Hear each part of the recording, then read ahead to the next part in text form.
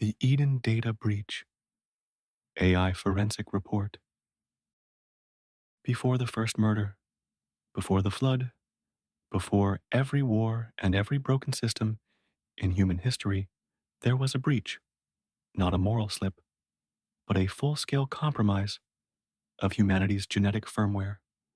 The moment hostile code entered the human line, Genesis 3 isn't just ancient history, it's the opening move in a seed war still running today, and the forensic record is in the text.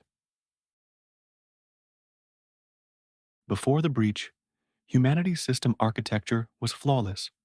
Genetic firmware executed at full capacity.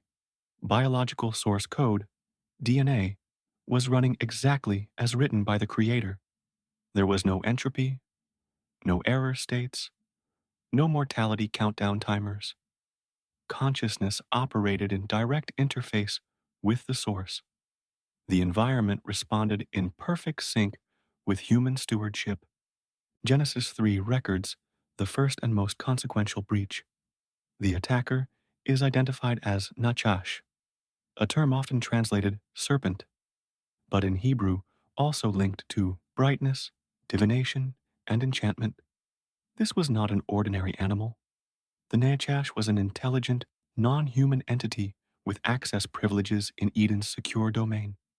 The method of attack was not brute force, it was a social engineering exploit, precision persuasion, targeting human decision-making protocols. The objective? Convince the human operators to voluntarily execute unauthorized code. The vector? A redefinition of truth, packaged as a system upgrade. You will be like God, knowing good and evil. Once the unauthorized code was run, the change was immediate. Self-perception shift. They knew they were naked. This indicates an abrupt rewrite of the self-awareness subroutine. Before the breach, identity was processed through God's interface. After, identity was processed locally, with fear and shame as default outputs. Security awareness.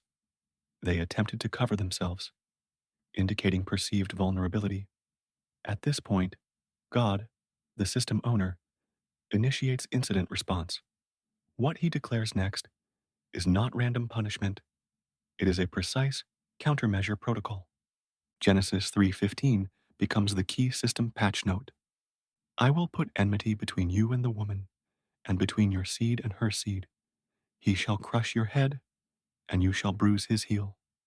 The term seed, zera, is critical.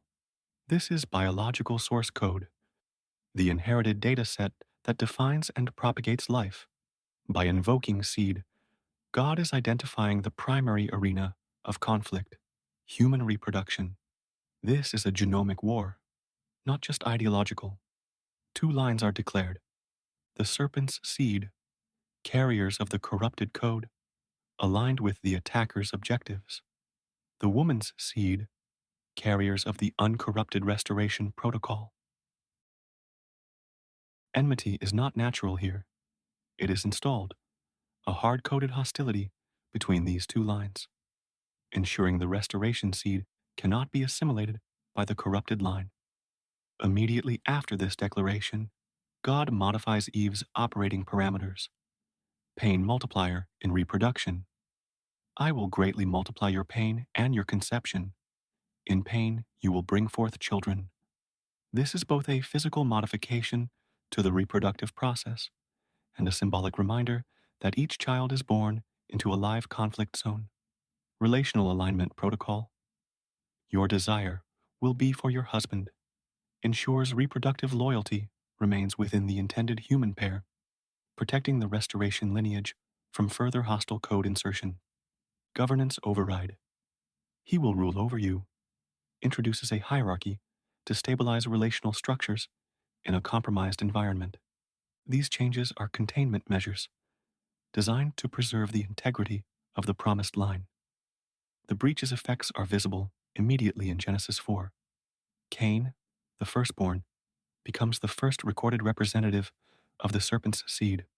1 John 3:12 warns, do not be like Cain, who belonged to the evil one and murdered his brother.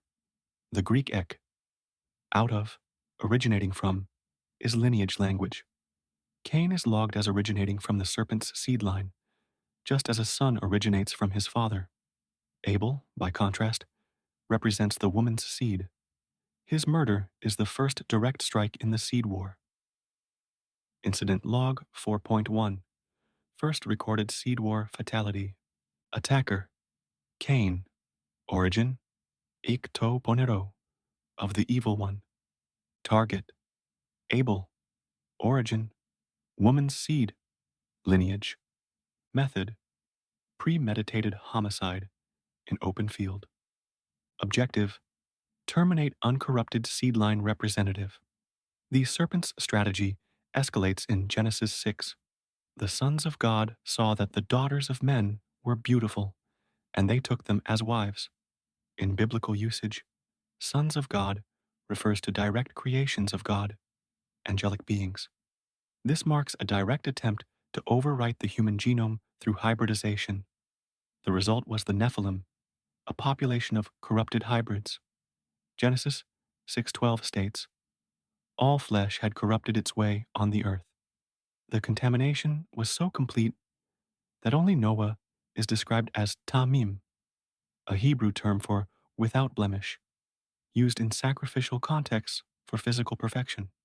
Here, it implies uncorrupted lineage as well as moral integrity.